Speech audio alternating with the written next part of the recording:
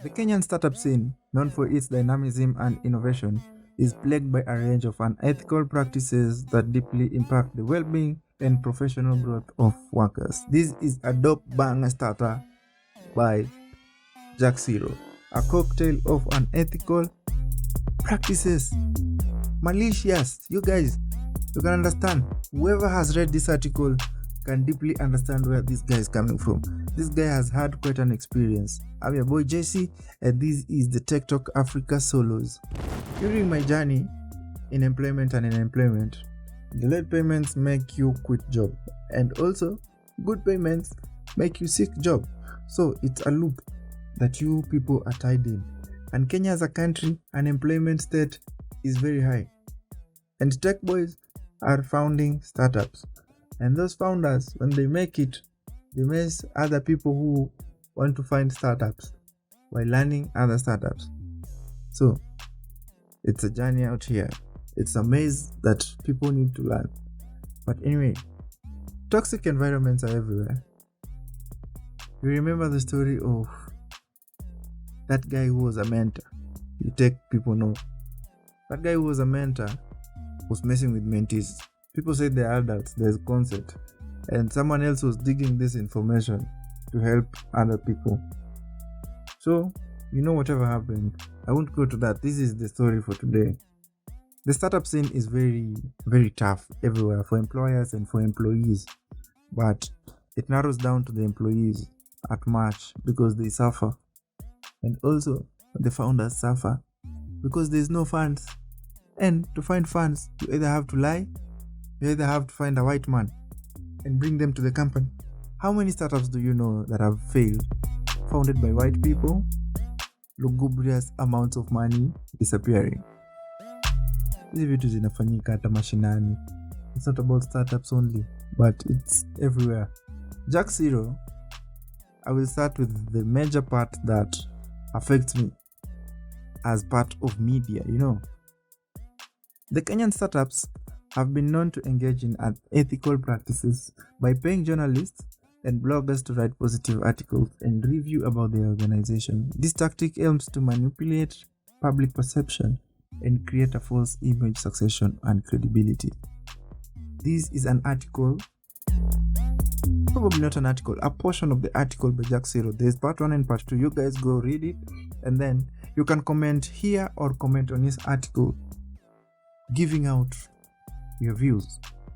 But then it's a narrow path because there's a catch. Siro right now wants to answer a court case because he said he'll talk about his boss, a big person in the industry and a big company, Adenian Labs.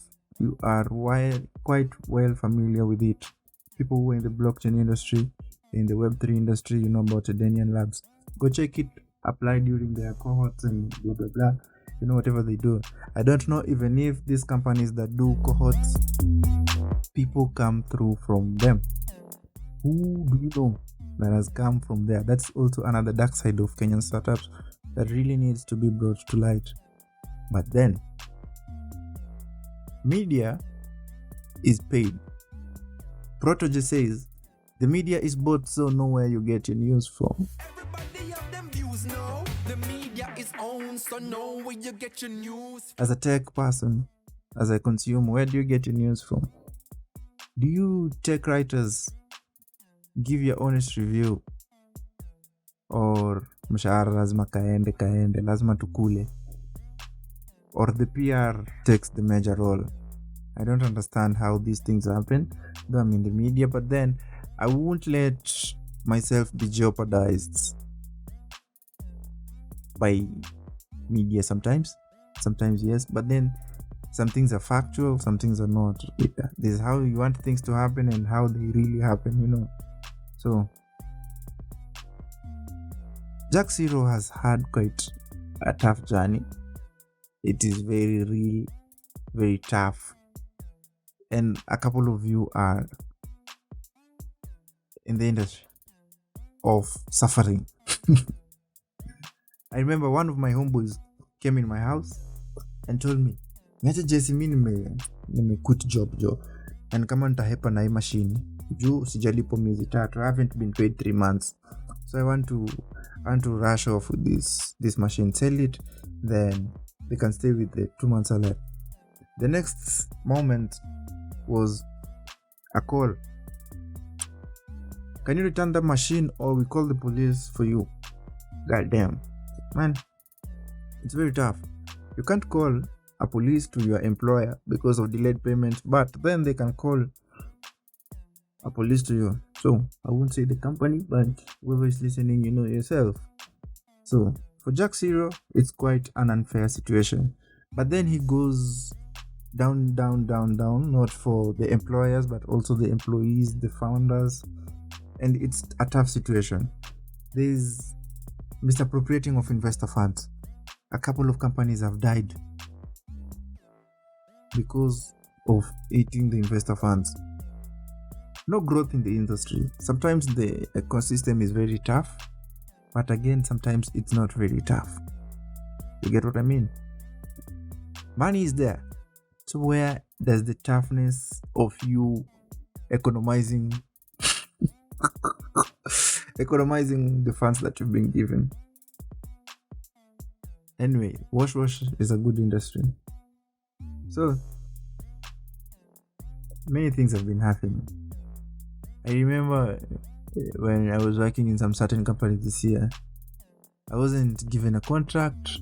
I just did something, 2 or 3 things, and then I was out.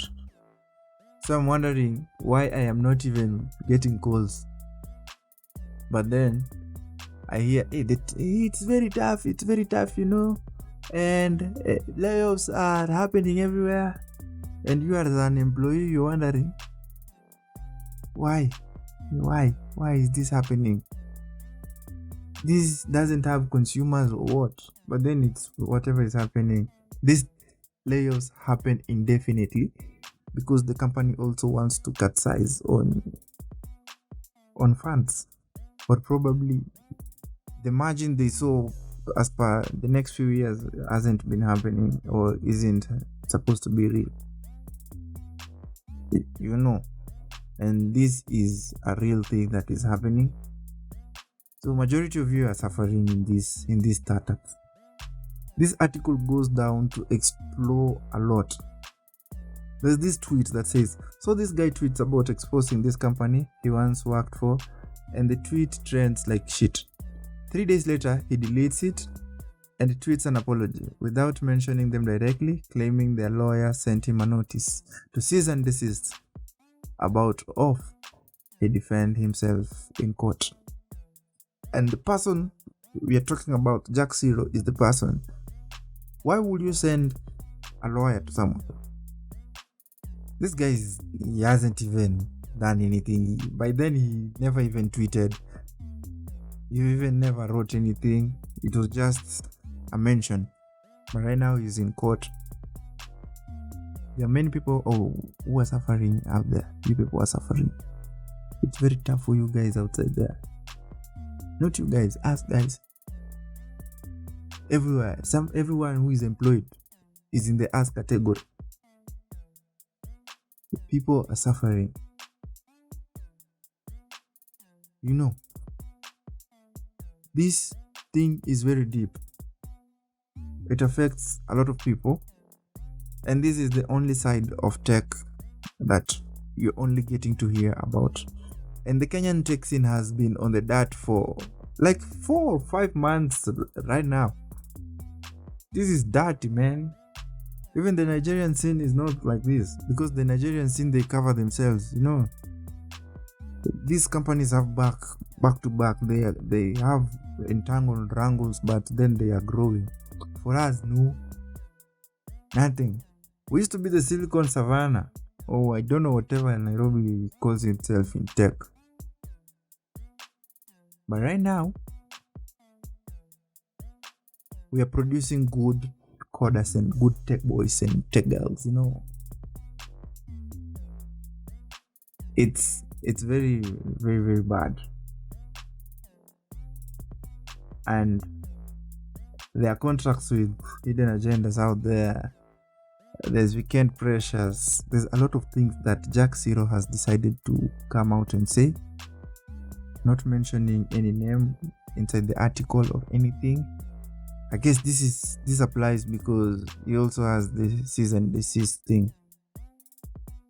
But anyone who is out there and you have suffered, you can just go proxy and don't mention a name. Tell us how you are suffering. You can open a pseudo account on Twitter and just go live or just go tweet and talk about that company. They won't know it's you if they follow up your social media. Right nowadays it's very tricky. You post something, they find you. You don't get a job. Social life shouldn't mingle with work. Don't be so toxic to people. You don't want them to tweet, you don't want them to post.